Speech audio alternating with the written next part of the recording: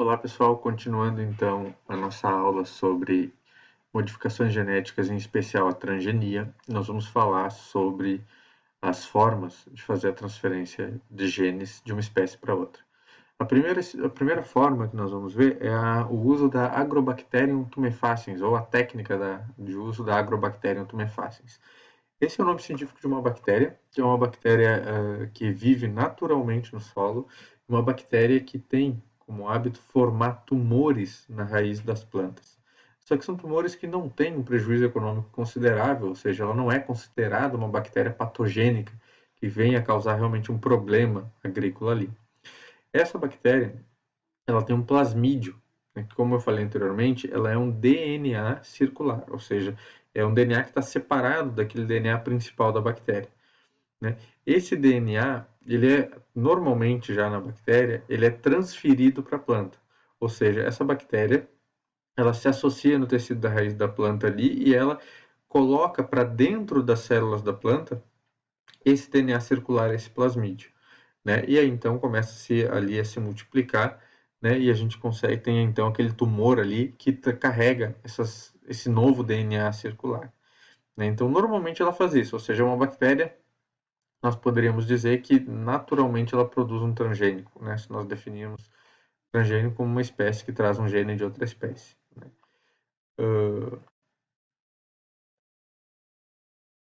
Então, os plasmídios, né, que são essas moléculas circulares, né, de DNA, eles se reproduzem independentemente do DNA cromossômico, ou seja, não precisa ter a multiplicação da célula para que ele se produza. Aqui eu tenho um exemplo, né, então eu tenho lá o gene que eu quero transferir, então já identifiquei, já isolei, já multipliquei ele, insiro ele dentro de um plasmídio, dentro de uma bactéria, então dessa Agrobacterium tumefaciens, né, separado do cromossomo dessa bactéria, coloco essa bactéria em contato com células da planta que eu quero modificar, e aí naturalmente essa bactéria vai colocar esse DNA, esse plasmídio para dentro dessa planta, então fazendo a transferência desse DNA. Depois de eu identificar as células que foram transformadas, eu consigo então multiplicá-las e fazer que elas se regenerem em uma planta inteira. O outro método bastante utilizado em plantas é o método da biobalística, né? O último transgênico, que é o feijão transgênico, o último liberado no Brasil, foi produzido através da biobalística, né? Inclusive essa foto aqui é do laboratório da Embrapa, do Senargem, onde ele foi produzido. Então, basicamente, o que eu faço, né? Eu pego partículas de ouro ou de tungstênio, micropartículas muito pequenas, eu coloco junto com essas partículas pedaços de DNA, desse DNA que eu quero estar inserindo. Eu então, dentro desse equipamento aqui, eu vou colocar uma placa de Petri aqui com as células que eu quero modificar, né? E eu vou dar um tiro realmente. Por isso que é biobalística, como se fosse uma bala, né? Dessas partículas de ouro e tungstênio que carregam junto trechos, né, desse DNA que eu quero inserir. Claro que nesse mecanismo eu vou poder ter células aqui que vão acabar se deteriorando, que vão arrebentar, que vão estragar, que vão se tornar inúteis, que eu não vou conseguir estar utilizando, né? Isso faz parte. Algumas delas podem não sofrer a modificação que eu quero, mas em algumas delas pode ser que essa partícula de material genético realmente entre na célula, se agregue a ela e comece então a ser funcional. E aí, se eu tiver conseguido fazer isso, eu vou ter ali algumas células transgênicas que eu consigo regenerar em uma planta inteira. Uma outra forma, né, utilizada em animais é a técnica da microinjeção de DNA, e aqui eu trago um exemplo do salmão, que é um salmão transgênico já disponível para venda em vários países. No Brasil, comercialmente ainda não tem, né? Apesar de que tem uma empresa já pleiteando a liberação. Então, basicamente, se pegou o gene de uma enguia, né, que era um gene de proteínas anticongelamento, ou seja, um gene promotor. Então, lembra aquele pedacinho do DNA que liga ou desliga o gene. Então, peguei, ou seja, um gene de proteínas anticongelamento liga quando? Quando tiver frio. Então, quando tivesse muito frio, por perto de congelar, esse gene promotor vai ligar o gene codificador que estiver ligado nele. Pegaram isso, pegaram, né, o gene do hormônio de crescimento do salmão do Pacífico e colocaram os dois juntos em um plasmídio. Ou seja, ele vai ligar, quando tiver muito frio, um gene que produz hormônio de crescimento. Percebam a engenharia feita aqui. Por quê? Porque o salmão do Atlântico normalmente crescia muito pouco no inverno. Ele cresce nos períodos quentes e para de crescer no período frio. Ou seja, tem uma produção ela não é regular ao longo do ano. Então pegaram esse plasmídio, né, pegaram aí ovos fertilizados de um casal de salmões e injetaram, através de uma microinjeção, esse plasmídio nesses ovos fertilizados, no núcleo desses ovos fertilizados, que a partir daí então produzem, nasce dali um salmão do Atlântico, né, comercialmente bem com bastante valor, e que ele não para de crescer no inverno, porque justamente quando fica frio, esse gene promotor ativa o gene codificador que está ali, que é do hormônio do crescimento. Então tem uma produção maior e mais regular ao longo do ano. É um exemplo de uso da transgenia em animais, é um dos exemplos que são hoje comercialmente utilizados. Né? Bom, e para que eu faça isso, vocês viram que sempre quando eu falo da técnica, eu digo que eu tento modificar uma célula, sem ter certeza se eu conseguir modificar, e depois eu seleciono quais foram modificadas para conseguir multiplicar e regenerar um organismo inteiro a partir delas. Como que eu faço essa seleção? Eu não posso, né, pegar, se eu vou pegar um milho para produção, um milho para ser resistente a lagarto. Eu não posso fazer a modificação, né? E aí na hora de testar se ele é transgênico ou não, eu dou para a lagarta comer, porque se a lagarta comeu aquele conjunto de células, eu já não tenho mais elas para regenerar. Eu tenho que ter uma forma de selecionar quais as células foram modificadas sem que eu perca elas. Então, hoje o que se utiliza bastante são genes marcadores de seleção. O que são genes? A gente pega o nome que marcam, né, para que eu possa fazer essa seleção. Geralmente eu tenho o quê? Resistência a antibióticos. Então eu vou pegar lá, ó, por exemplo, aqui no plasmídio que eu for inserir, eu tenho lá, né, o gene promotor, o gene alvo, né, ou seja, que eu quero que se expresse, e junto eu coloco um gene de resistência a antibiótico. Então ele resiste a uma determinada substância que normalmente mataria essa célula.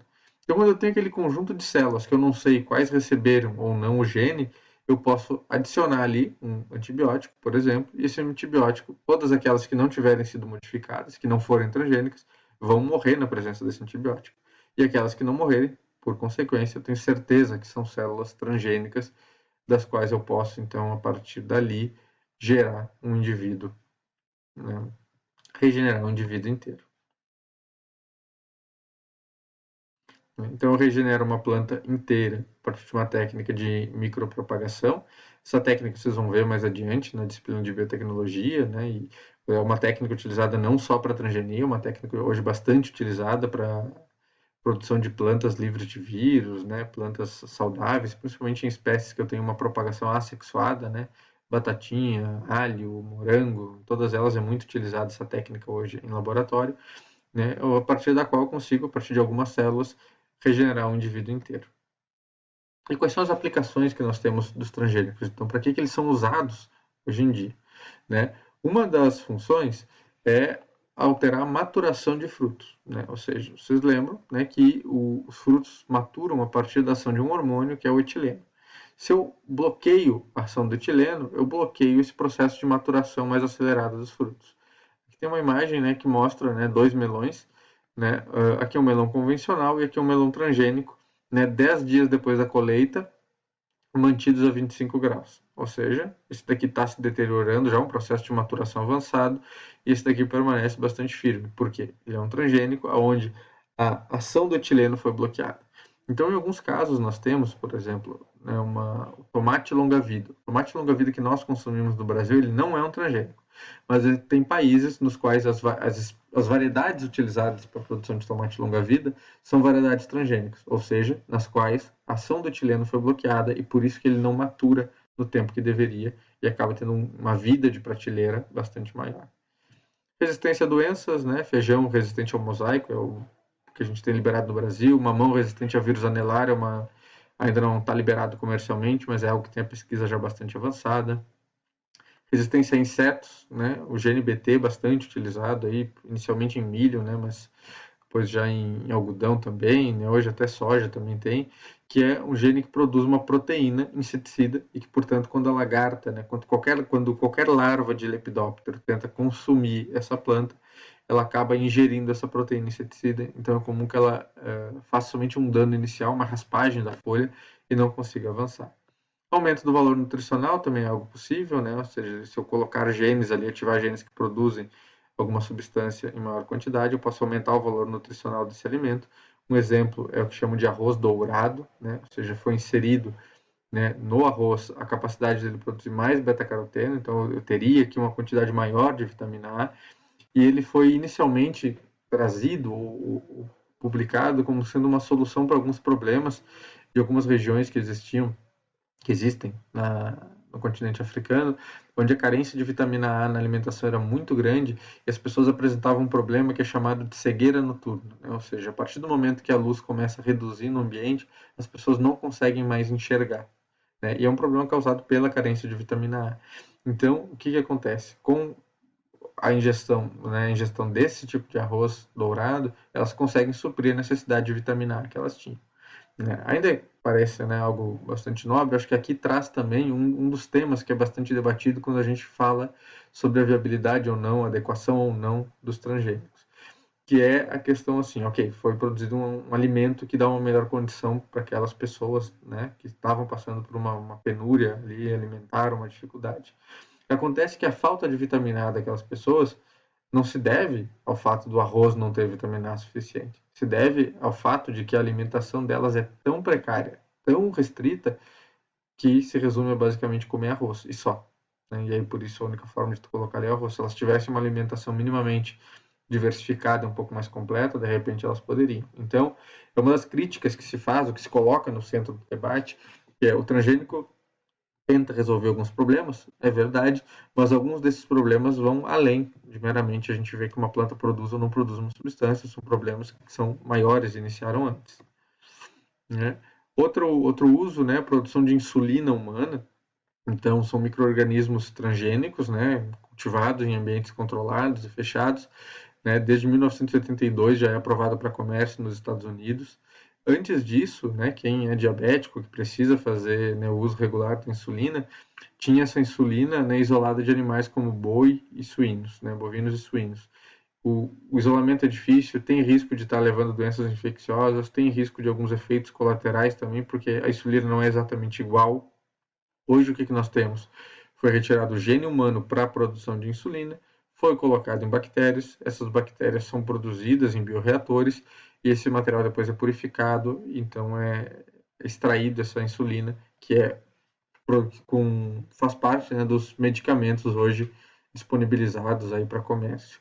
Então nós conseguimos dar um produto melhor e mais barato para as pessoas a partir, né, da transgenia, nesse caso dos diabéticos.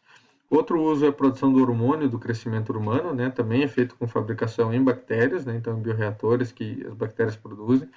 Antigamente ele era retirado de cérebros de ovelha, a substância para a gente conseguir estar fornecendo esse hormônio do crescimento humano.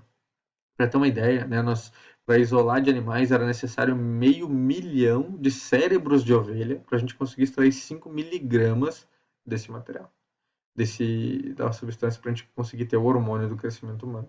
Hoje a gente consegue produzir essa mesma quantidade, essas 5 miligramas aqui, através de bioreatores, de purificação depois, 9 litros de bactérias transgênicas, né? Então, ou seja, menos de 5 garrafas, né, dessas de 2 litros de refrigerante, o volume que ocupa, a gente consegue estar produzindo essas 5 miligramas, que antes nós precisávamos aí, né, de 500 mil cérebros de ovelha para conseguir fazer a extração. Então, otimiza o processo, barateia o processo, né, e a gente consegue estar fornecendo. Então, são usos, né, que a gente tem, não só em espécies vegetais, mas usos que são hoje, digamos que comuns, né, porque são medicamentos produzidos a partir da transgenia também.